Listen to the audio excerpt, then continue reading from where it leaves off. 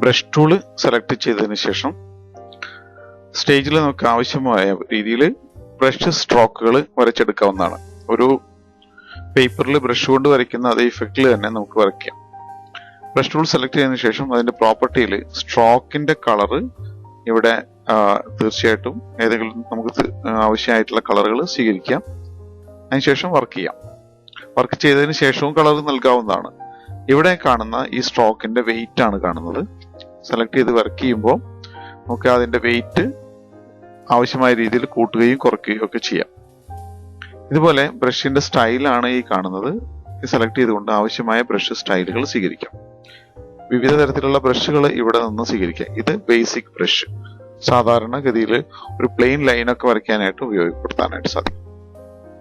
കൂടുതൽ ബ്രഷുകൾ ലഭിക്കുന്നതിന് ഈ ബ്രഷ് ഡെഫിനിഷനിൽ സെലക്ട് ചെയ്തതിനു ശേഷം താഴെ കാണുന്ന ഈ ബട്ടൺ ബ്രഷ് ലൈബ്രറീസ് മെനു എന്ന് കാണുന്ന ഇവിടെ നിന്നും ക്ലിക്ക് ചെയ്ത് ഈ കാണുന്ന ഏരോസ്, ആർട്ടിസ്റ്റിക്, ബോർഡേഴ്സ് അങ്ങനെയുള്ള ബ്രഷുകൾ സ്വീകരിക്കാം. ഇതിൽ ഒരെണ്ണം സ്വീകരിച്ചു കഴിഞ്ഞാൽ അതിൽ നിന്നും വരുന്ന പാലറ്റിലൂടെയും നമുക്ക് ഈ ബ്രഷുകളെല്ലാം ആവശ്യാനുസരണം സ്വീകരിക്കാം. ഉദാഹരണമായിട്ട് ഇപ്പം ഞാനിവിടെ ആർട്ടിസ്റ്റിക് കാലിഗ്രാഫി സ്വീകരിച്ചു. ഇവിടെ വന്നിരിക്കുന്നത് ശ്രദ്ധിക്കുക.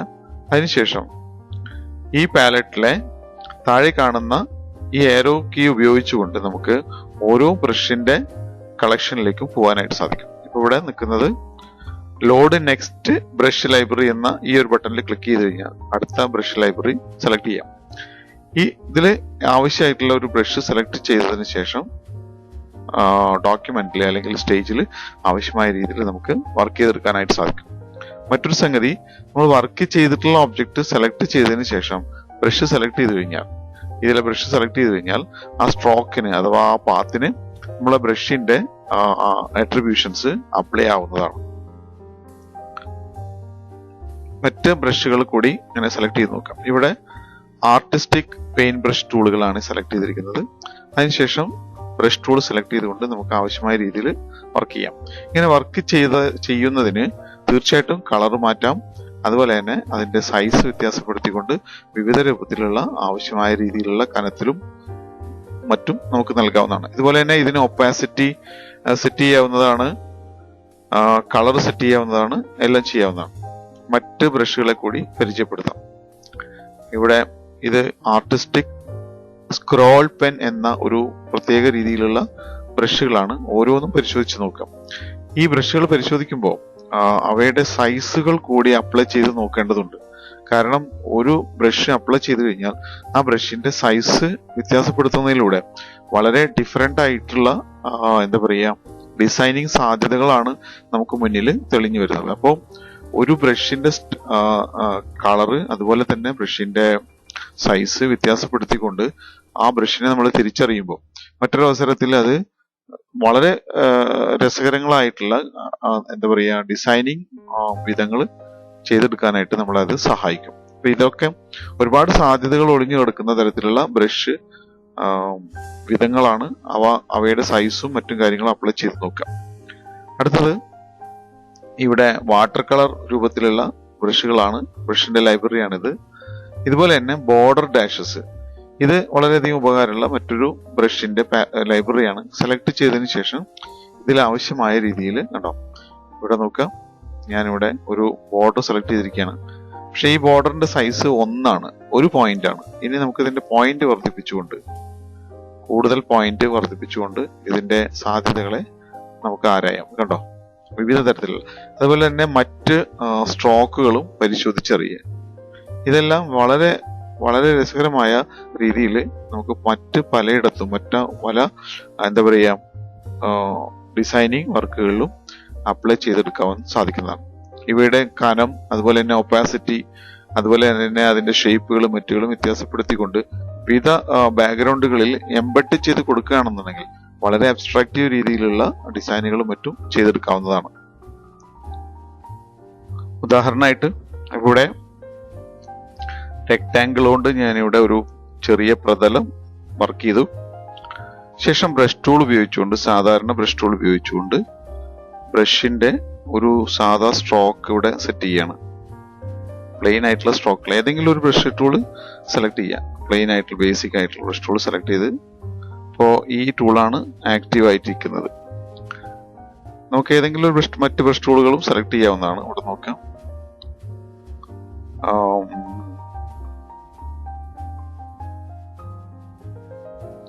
ഈ ടൂൾ സെലക്ട് ചെയ്തുകൊണ്ട് ഇതുപോലെ ഒരു 5-6 ലൈനുകൾ ഇങ്ങനെ വരച്ചിട്ട് വെറുതെ ഒരു ഇതായിട്ട് ശേഷം ഇതെല്ലാം സെലക്ട് ചെയ്ത് ഞാൻ ഇതെല്ലാം സെലക്ട് ചെയ്തതിന് ശേഷം ബാക്ക്ഗ്രൗണ്ടിനെ ഷിഫ്റ്റ് പിടിച്ചുകൊണ്ട് ക്ലിക്ക് ചെയ്തിട്ട് ബാക്ക്ഗ്രൗണ്ടിനെ ഒഴിവാക്കി. ഇനി ഇതിന്റെ സൈസ് അല്പം വർദ്ധിപ്പിച്ചു കൊടുത്തു. അതുപോലെ തന്നെ ഇതിന്റെ ഒപ്പാസിറ്റി കുറച്ചു. കണ്ടോ, മറ്റൊന്നും ചെയ്തിട്ടില്ല. ഒരു അബ്സ്ട്രാക്റ്റ് ആയിട്ടുള്ള ഒരു ബാക്ക്ഗ്രൗണ്ട് നമുക്ക് സെറ്റ് ചെയ്ത് കിട്ടി. ഈ അവസരത്തിൽ തന്നെ നമുക്കിങ്ങനെ സെലക്ഷൻ നിലനിൽക്കെ തന്നെ വിവിധ ബ്രഷുകളെ നിങ്ങൾ സെലക്ട് ചെയ്ത് നോക്കി നോക്കുക. അപ്പോൾ നമുക്ക് ലഭിക്കുന്ന വളരെ രസകരമായിട്ടുള്ള കണ്ടോ, ഇതിന്റെ പോയിന്റുകളെല്ലാം വ്യത്യാസപ്പെടുത്തി നോക്കി കൊടുക്കണം. ഓരോ പോയിന്റുകളും വിവിധ തരത്തിൽ വ്യത്യാസപ്പെടുത്തി കൊടുത്ത് നോക്കുക. ഒരു പോയിന്റിലാണ് നിൽക്കുന്നത്, അത് പോയിന്റുകൾ വ്യത്യാസപ്പെടുത്തി കൊടുക്കുക. കണ്ടോ, ഇതുപോലെയുള്ള വളരെ രസകരമായിട്ടുള്ള ബാക്ക്ഗ്രൗണ്ടുകൾ പെട്ടെന്ന് സംഘടിപ്പിച്ചെടുക്കാനും അബ്സ്ട്രാക്റ്റീവ് ആയിട്ടുള്ള ഒരു ചിത്രം ഇത് തന്നെ നല്ലൊരു ക്യാൻവാസിൽ പ്രിന്റ് ചെയ്തെടുക്കുകയാണെന്നുണ്ടെങ്കിൽ വളരെ രസകരമായ ഒരു ഓയിൽ പെയിന്റിങ് ഇഫക്റ്റ് ഒക്കെ നമുക്ക് വർക്ക്ഔട്ട് ചെയ്തെടുക്കാനായിട്ട് സാധിക്കും. ധാരാളം സാധ്യതകളാണ് ബ്രഷിന്റെ സാധ്യതകൾ. ചെയ്തു നോക്കാം. ഇത് കൂടാതെ ബ്രഷ് സ്ട്രോക്കുകൾ സെലക്ട് ചെയ്തതിന് ശേഷം അതിന്റെ സ്റ്റൈലുകൾ വ്യത്യാസപ്പെടുത്തി കൊടുക്കുക. ഇപ്പൊ ഇവിടെ ഞാൻ ഈ സ്റ്റൈല് അപ്ലൈ ചെയ്തിരിക്കുന്ന ടിഷ്യൂ പേപ്പർ എന്ന് പറയുന്ന ഈ സ്റ്റൈല് അപ്ലൈ ചെയ്തിരിക്കുന്ന 1-2 പീസ് സെലക്ട് ചെയ്തതിനു ശേഷം ആണ് ഈ ടിഷ്യൂ പേപ്പർ എന്നുള്ളത് സെലക്ട് ചെയ്തിരിക്കുന്നത്. അതുപോലെ തന്നെ ഈ കാണുന്ന ലൈബ്രറിയിൽ, ഇവിടെ കാണുന്ന ഈ ലൈബ്രറിയിൽ ഒരുപാട് തരത്തിലുള്ള എന്താ പറയുക സ്റ്റൈലുകൾ ഉണ്ട്. ഓരോ സ്റ്റൈലുകളും അപ്ലൈ ചെയ്ത് നോക്കുമ്പോൾ നമുക്ക് ലഭിക്കുന്ന ഇഫക്റ്റുകൾ അനന്ത സാധ്യതകൾ തന്നെയാണ് നമുക്ക് മുന്നിൽ തുറന്നിടുന്നത്. ഇത് തീർച്ചയായിട്ടും ഓരോന്നും നിങ്ങൾ പരിശോധിച്ച് സ്വന്തം നിലയ്ക്ക് കൺവിൻസ് ചെയ്തിട്ട് ഇരിക്കണം, ബോധ്യപ്പെട്ടിരിക്കുന്ന ഒരു അവസ്ഥ ഉണ്ട് എപ്പോഴും ഉണ്ടാവണം. എങ്കിലാണ് ഒരു ഡിസൈനിങ് സാധ്യത നമുക്ക് ആവശ്യമായി വരുമ്പോൾ ഇവയെല്ലാം ഇങ്ങനെയെല്ലാം ഇതിന്റെ സാധ്യതകൾ ഉണ്ടെന്നുള്ളതിനെ കുറിച്ചിട്ട് നമുക്ക് ഉപയോഗിക്കാനായിട്ട് സാധിക്കുള്ളൂ. അപ്പൊ ഇതെല്ലാം ഈ ഓരോ സ്റ്റൈലുകളും അപ്ലൈ ചെയ്ത് നോക്കുക, അതിന്റെ സൈസ് വർദ്ധിപ്പിച്ച് നോക്കുക, അതുപോലെ തന്നെ അതിന്റെ ഒപ്പാസിറ്റി വ്യത്യാസപ്പെടുത്തി നോക്കുക.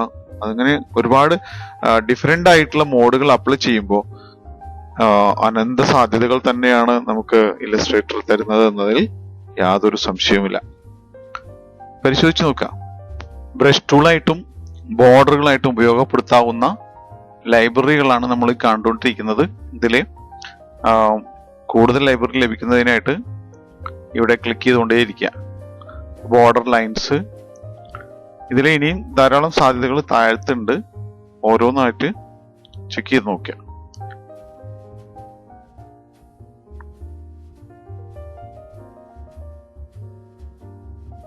വിവിധ തരത്തിലുള്ള ബ്രഷുകൾ, ബോർഡറുകൾ,